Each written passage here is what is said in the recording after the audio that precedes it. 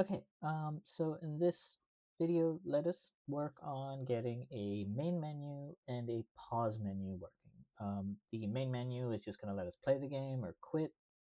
And then the pause menu, in game we can hit escape, it should pause the game itself. And then from there we should be able to go back to the main menu, resume, or quit. This is fairly straightforward, fairly easy. We're just putting together things we have already learned, kind of, um, and putting it together to create this functionality. Okay, so instead of me making the main menu and the pause menu kind of like as we are, like live in the video, I have just made the UI things because we've already know how to make the UI. It should be fairly simple. Here, all I have is a new scene. I've made a new scene called main menu, and I have just added a canvas in here, nothing else. And it um, has a vertical layout group which contains these two buttons, these two play and quit buttons. So really, I have this main menu done. It's its own scene. I just need to implement it. I just need to give it the functionality, right? So we'll go back and I'll make a new script. And kind of following the previous conventions, when we have something that's controlling something or like managing something, we can call it manager or controller kind of respectively. And so in this case, I'll call this main menu controller.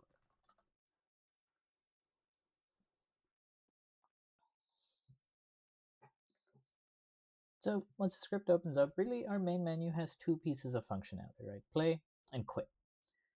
So those are two buttons. We're just going to handle those events like we did previously, where we just click the little plus under the buttons click event, and then we tell it to run our play and or quit function.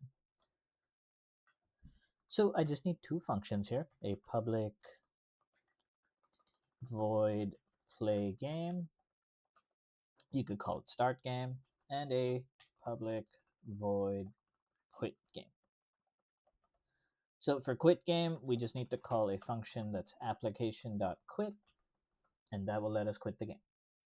And for play game, what we want to do is just take, we've been making scenes. Scenes are what Unity calls its levels. We just want to change from one scene to another. And so there's a class within Unity called the scene manager. And this is what lets us change the scenes. If this line is giving you an error, make sure that you add using Unity engine.scene management on top. And then we can call the scene manager.load scene.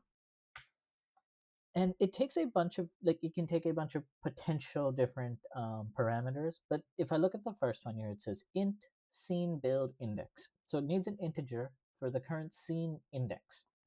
So let's just take a look at what that could mean here. And the way Unity works, and Unreal actually works the same way. When we build, we need to tell Unity which scenes are part of like the actual application. While making a game, we could have a lot of scenes. A lot of those levels are probably just for testing, and it's only going to build the levels that we tell it to build. And so we can see that by if we're going into File, Build Profiles, and then there's a scene list over here. The topmost button is Scene List. You can see it should just start you off with the sample scene in your scene list. I'm going to delete that, and I'm going to add the two scenes that I want. So you can add a scene if you're on a scene, like right now I'm in the main menu. If you just click this add open scenes, it's going to add that scene to our list. Or I can go into my scenes folder and drag in the scene that I want. So in this case, I need two scenes. I need my main menu and my FPS map. And if you look to the right of each list item, there's a number to it, right? And it's just 0, 1, 2, 3. It's just going to keep incrementing the more scenes we add. But this is that integer that it was asking for. This is the scene build index. So main menu is scene build index 0. My FPS map is scene build index 1. So I want to tell it to open up scene number 1. So go back here, and then load scene, I just put 1.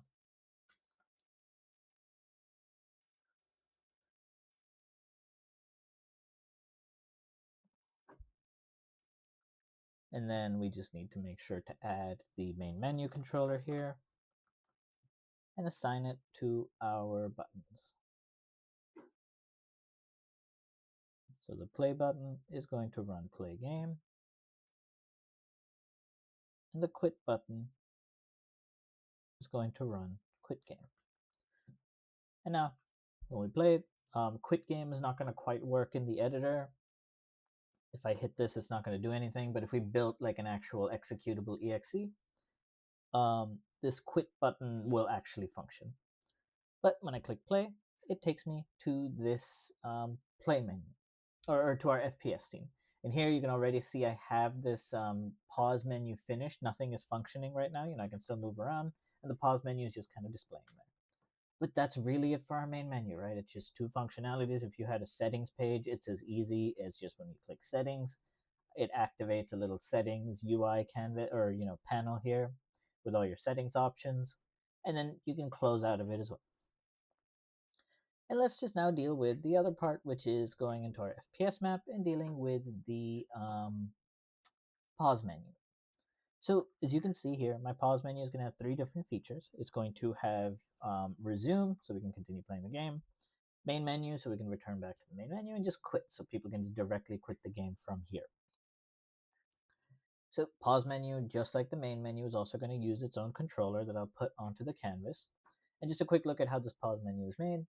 All it is a panel, which is really just an image actor under your canvas, and this just gives it a nice background, and it also separates it, right? So in in a real game, you're gonna have UI all over the place. My FPS game might have a health bar, ammo counter, and so my pause menu is its own little group of objects, so we can toggle it on and off when we pause and unpause. So that's why it's a panel. It's a panel with a vertical layout group and 3 buttons inside it. So it's a fairly simple structure. Okay, so back in scripts, I'm going to make a new script, call it pause menu controller, and wait for it to open up. And okay, so the way the pause menu works is when we're playing and we hit escape, the pause menu should pop up. When we hit resume or maybe hit escape again, it should close, right? So we need a reference to that game object so we can toggle it on and off. So I'll make a serialized field. It's going to be a game object, and I'll call it pause menu. I'll just call it pause menu panel. Next, we want to know if our game is currently paused or not, right? So we will keep a boolean for that. I'll call it bool is paused, and it's going to start off as false. On start, I just want to make sure my pause menu panel is turned off, so I'll just do set active equals false. And then I need to add those functions just like we did in the main menu for our buttons to kind of control, right? So we have 3 buttons. We have, we have 3 buttons, but when we hit escape, we want to pause the game. So technically we have 4 functions. We have public void pause. We will have a public void unpause, or you can call it resume. We will have a public void main menu. And just like in the main menu, we'll have a public void quit.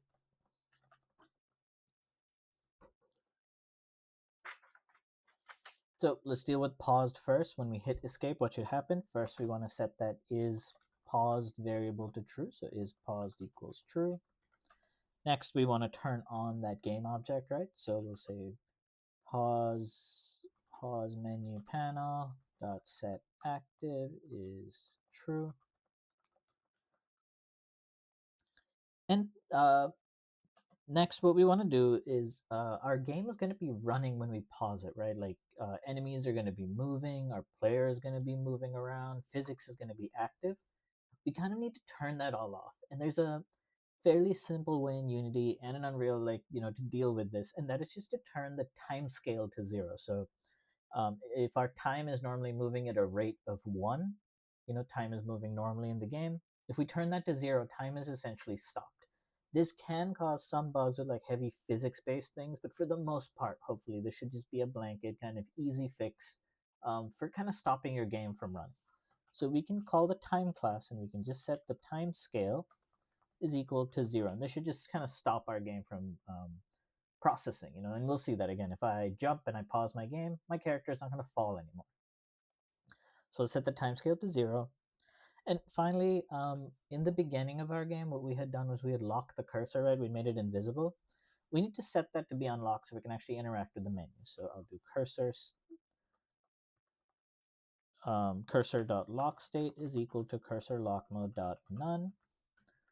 And now when we unpause, we kind of just want to do everything we did in pause, but in reverse. So is paused is equal to false. Pause menu panel dot set active is equal to false. I'm sorry, when we, yes, that's correct. Okay. The time dot, oops. The time dot time scale is equal to 1 again. And our cursor lock state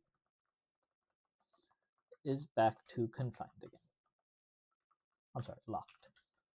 So whatever we did in pause, we're just kind of doing the opposite of that when we unpause. Main menu, it's just going to be our scene manager dot change scene. What was it? Load scene. Scene manager dot load scene 0. And quit's going to be the same again as we had in the main menu, which is just application dot quit.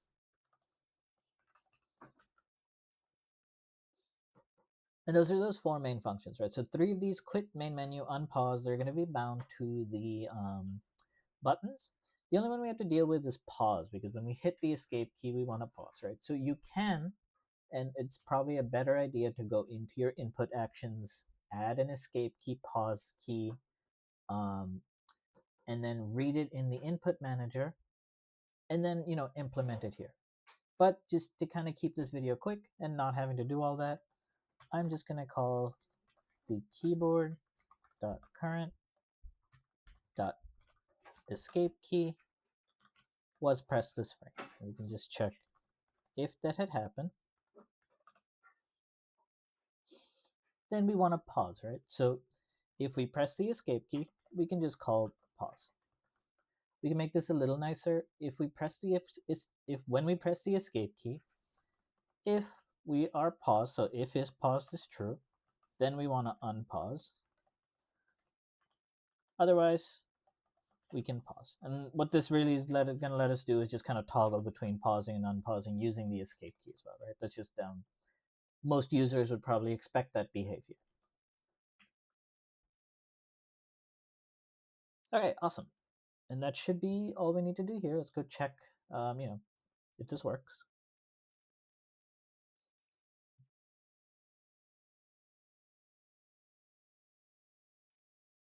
So in our canvas, let's just add the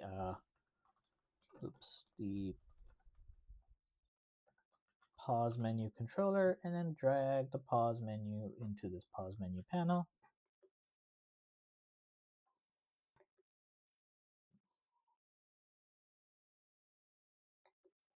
And now, if I hit escape, no longer can I move the mouse around.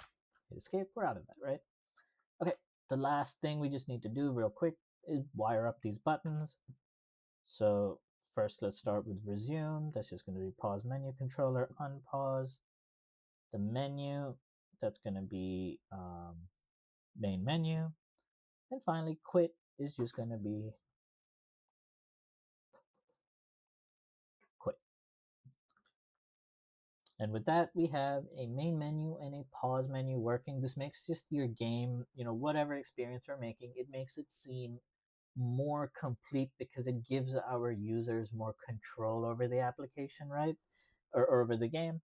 And so I think it just takes what, would feel like a small prototype and it makes it more fleshed out just by adding in a menu and a main menu as well, right? The main menu also helps by giving our player intention to actually play the game.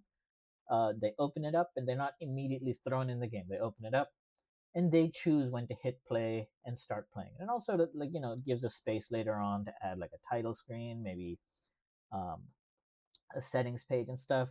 And pretty much most games have a main menu of some kind. Nowadays, games have more modern types of main menus that may not just be buttons, but is the simplest way we can implement it. And I think it just makes our game feel much better just by adding these simple things. Lastly, if you did want to go ahead and get out of this Unity editor and actually build an exe, It is super simple. All you need to do is go into File, Build Profiles, select Windows. If you're on Mac, you would have this Mac OS thing installed instead. Just select Windows, you click Build. It's going to ask you where you want to build it to. Common kind of a common place to do it is to make a new folder in your Unity project. Call it Build or Builds. I prefer Builds. And then you just make it in here. You could do like a version 1 folder, version 2, whatever. You could version it here, and you would put your builds in here. You just select folder, and then it's just going to start building. The nice thing about doing it this way, where you put it in that builds folder, is if you remember when we did the GitHub demo, we chose a git ignore template. That git ignore is just all the files it is going to ignore to push onto GitHub. The git ignore template already includes a thing to ignore a folder called builds or build, whatever you might call it, either builds or build specifically. But it already comes pre-filled with that, so it's going to ignore this builds folder.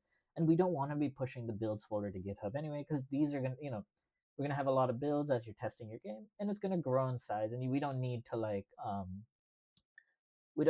have a version for every single build, because we can always make the build from the project, right? So that's just nice. If you follow this convention, it's not going to clog up your GitHub, and the builds are only going to be local, which is like a convenient thing. But really, you just run this. It's going to take a while. I'm not going to let it finish in this video, but if you were to let this finish, go into your builds folder. There will be an exe that you can run and test the game. Anyway, that's pretty much for this video. Thank you guys for watching.